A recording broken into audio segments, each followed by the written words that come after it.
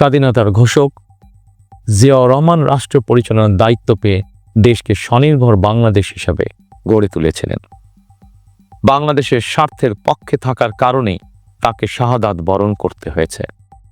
আমার মা মরহুমা বেগম খালেদা জিয়া, যাকে বাংলাদেশের জনগণ অর্থাৎ আপনারাই দেশনেত্রী উপাধি দিয়েছিলেন, তিনি কখনোই আপনাদের সম্মানের অমর্যাদা করেননি।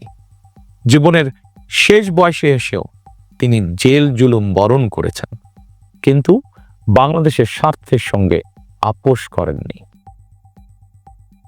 সন্তান হিসাবে আমি জানি তার কাছে অনেক প্রস্তাব এসেছিল।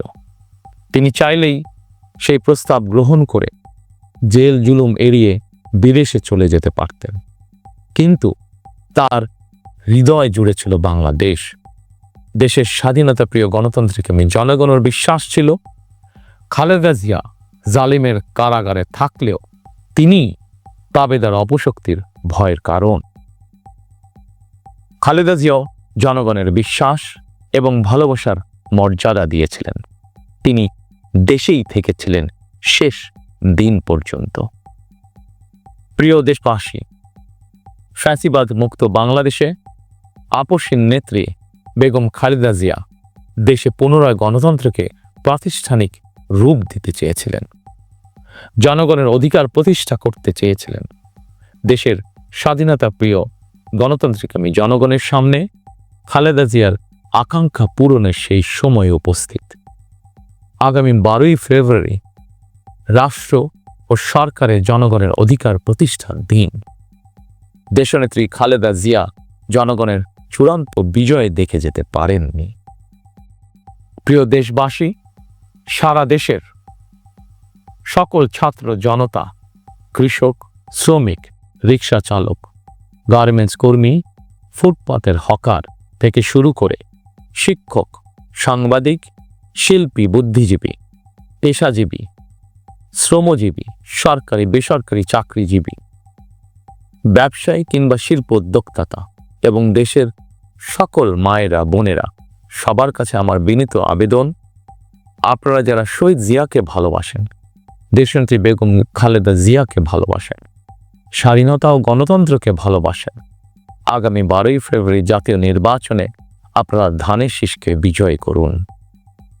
ধানের শীষের বিজয়ের অর্থ বাংলাদেশের বিজয়।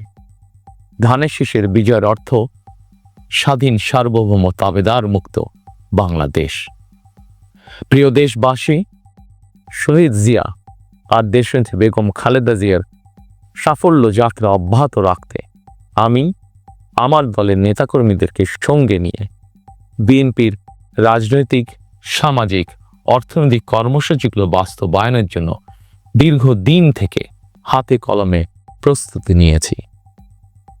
2001 সালে যখন আপনাদের সমর্থনে বিএনপি রাষ্ট্র পরিচালনার দায়িত্ব পালন করেছিল, আমি তখন সরকারের অংশ হইনি। তবে বিএনপির একজন কর্মী হিসাবে সারা দেশে প্রতিটি জেলা, উপজেলা, গ্রাম, নগর, বন্দরে ঘুরেছি। আপনাদের স্থানীয় সমস্যাগুলো, সম্ভাবনাগুলো জানা, বোঝার চেষ্টা করেছি। পরিস্থিতির কারণে বিদেশে থাকতে বাধ্য হলেও হৃদয়, মন, সত্তা জুড়ে ছিল বাংলাদেশ, বাংলাদেশের জনগণ।